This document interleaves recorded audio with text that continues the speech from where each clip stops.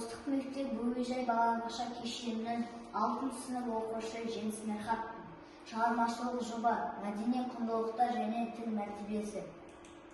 Жобаның мақсаты қазақстандық қоғам ұлттық рухани және мәдени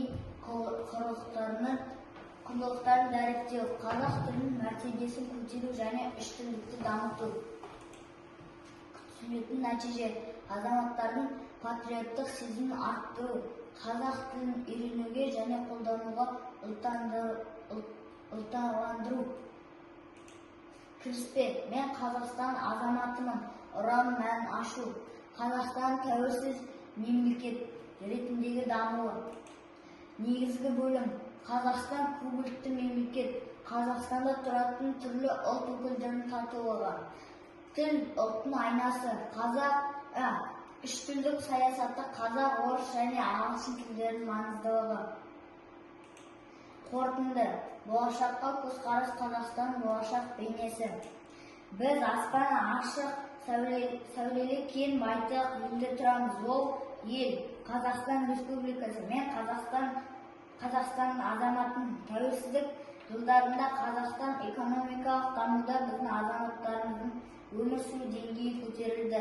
Ұлттық құндылықтар болмаса, ұлттың мәдениеті, дін мен дәстүр қоғамдағы тұрақтылықты, рухани тұтастықты айқындап отыратын ұлттық бірегейлік сақталмайды. Сондықтан да ұлттық құндылықтар деп мемлекет құрушы ұлттың рухани өмірін, болмысын, мәдениетін жалғастырып, болашағын айқындап отыратын және мемлекет мүддесінің негізін құрайтын жеке адамды мемлекетімен, ұлттық болмысымен біріктіріп отыратын дүниелерді айтамыз.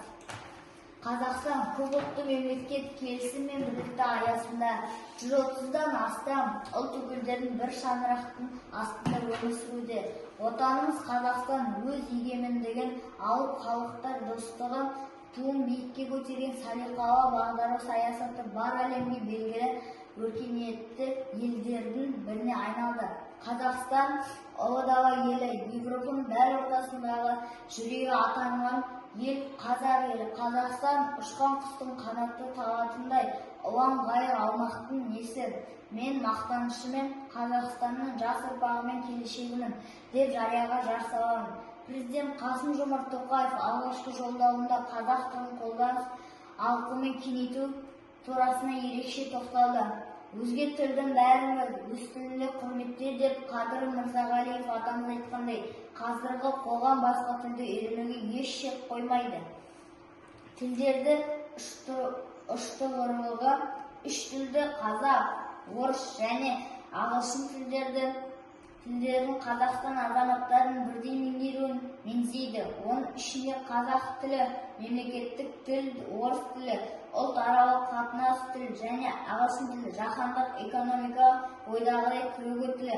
Мемлекеттің тіл мәртебесінде ие болған қазақ тілі ұлттық руханиымыздың өзегі. Ұлттық рухани жаңғыру мәселесі көтеріліп, осы орайда түрлі шара атқарылып жатқаны баршамызға аян. Ұлт болып қалыптасудағы ұлы қадам, мемлекетіміздің рухани дамуындағы бірден-бір көрсеткіш.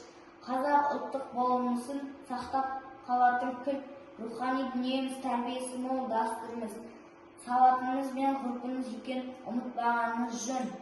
Қорытынды келе адал азаматтар табанды еңбегімен еліміздің дамуына өз үлесін қосады. Біз бірлігіміз әр алуандықта деген қағиданы берік ұстанып, еліміздің бейбітшілік пен келісімді сақтайтын боламыз.